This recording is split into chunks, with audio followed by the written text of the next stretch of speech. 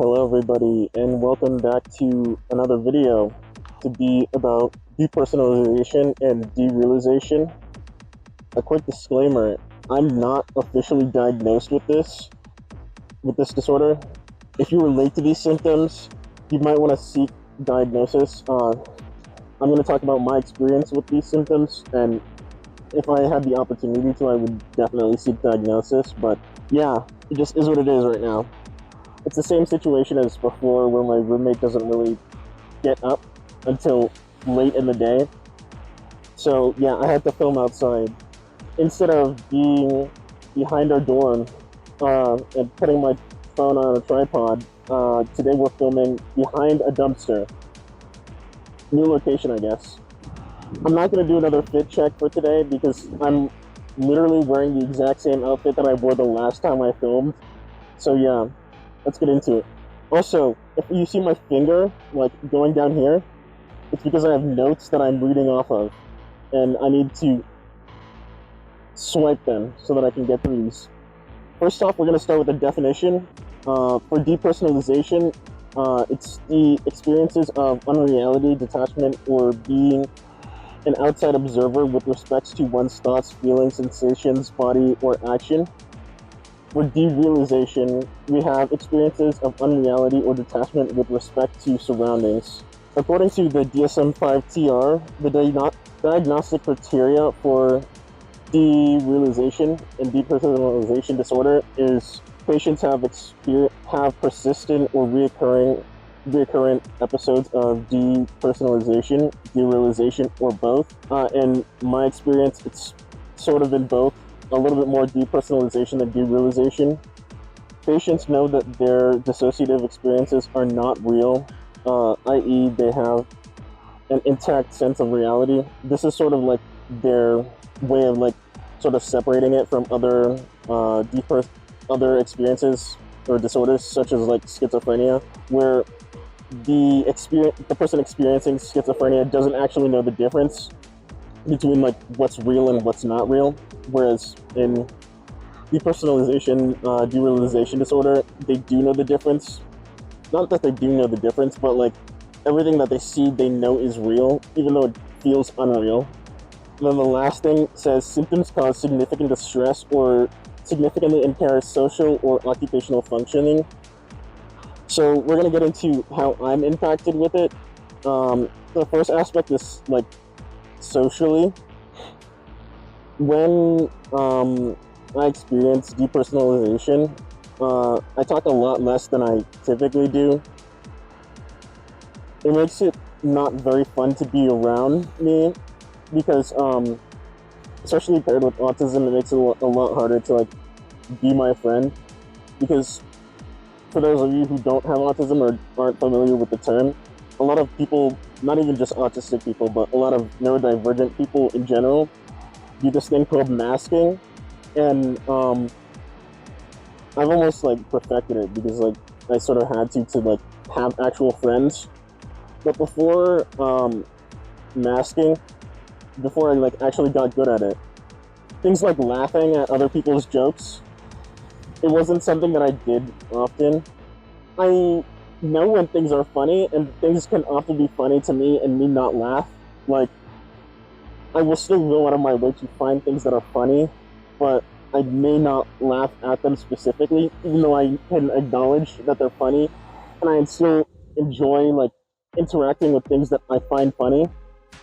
But then, like when it comes to autism and depersonalization, I often have a hard time expressing emotions and stuff like that during episodes. So, like, even though something can be funny, when I'm depersonalizing, I like completely drop my mask entirely. Something can be funny, but like because it doesn't feel like I'm there, I can like acknowledge that it's funny, but there won't be any like response.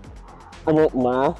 Most of the time, in general, this goes back to the masking thing. Actually, most of the time, in general, when I'm laughing, it's because I want to let the other person know that the thing that they said or did was funny.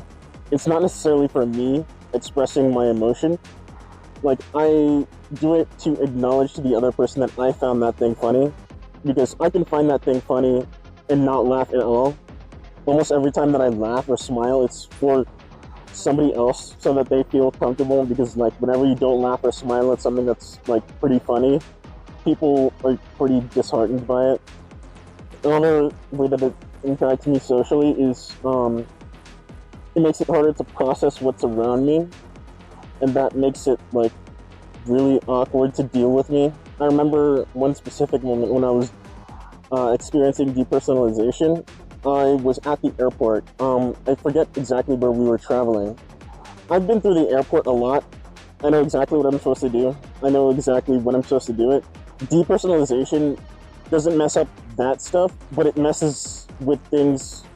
For me, specifically, it messes with like my human interaction, because like obviously when you go to the airport, there are people that are going to tell you the instructions, and me personally, I know the instructions, so I can typically complete those instructions without them telling me. But during this specific episode when I was going through depersonalization, they spoke to me. I believe they told me to take off my shoes and my belt and anything else that had metal on me and put it into the conveyor belt. And it was very hard for me to process exactly what they told me to do. It was really difficult to like get through TSA. It was a lot more work than it should have been, because these instructions are very straightforward, but because it doesn't feel like I'm me, it feels like they're not necessarily talking to me, and it's not necessarily directed towards me, but at the same time I know that it is. It's just very hard to operate under it.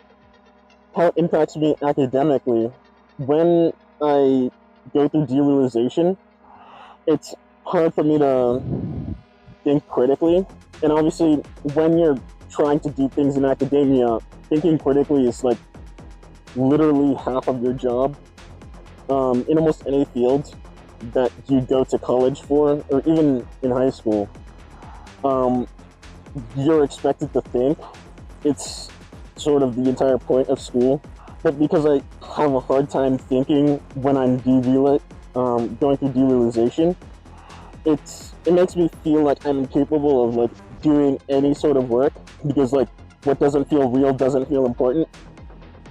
It's hard to explain. Another thing, this is partially to do with academia, but like it also affects a lot of other areas of my life.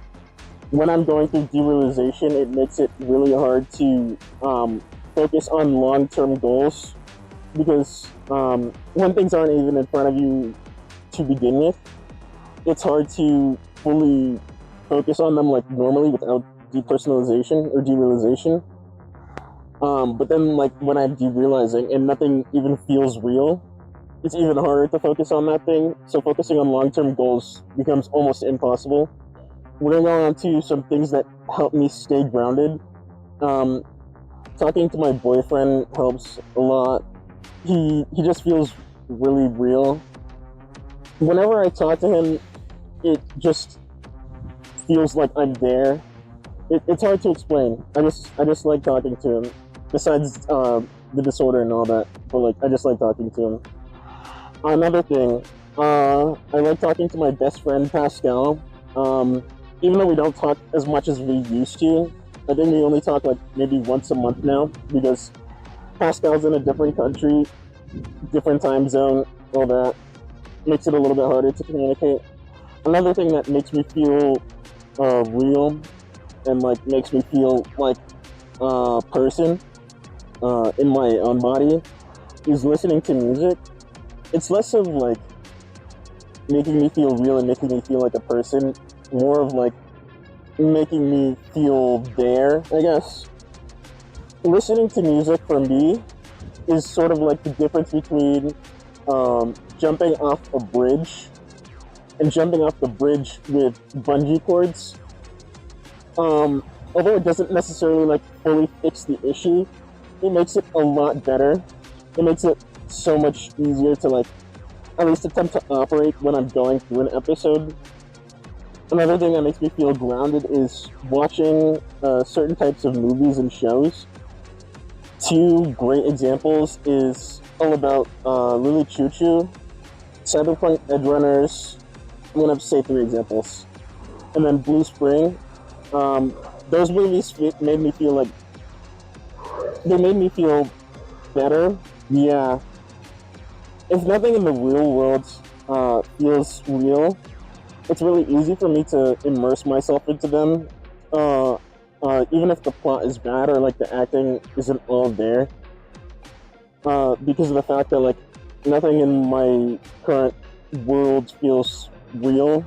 It's easy to just like get into them, and then like yeah, it doesn't necessarily. I'm gonna take back the fact that it like makes me feel grounded. It just makes me feel better, I guess. That's all I have in my notes. So, yeah. Thank you for watching the video. Thank you for clicking on my video out of all the videos on here. There are a lot of videos, there are a lot of good videos, but you clicked on my video anyway, and I'm really grateful for that. Like the video if you liked it, dislike the video if you didn't like it. Tell me why if you didn't like it, or what I could change. Sorry for the background noise if you can hear it. I've tested this microphone 3 separate times already. Each of those times it was pretty good, but this is the first time that I'm actually like using it outside, and it's very, very windy. All of my other videos should be better than this. If you have a topic that you want to recommend to me or that you want me to speak on, you can write it in the comments and I'll put it into a video somewhere. For today's question, I want you to tell me what's your favorite weather phenomenon and why. It can be something as simple as like rain or snow. Yeah, good luck. Survive.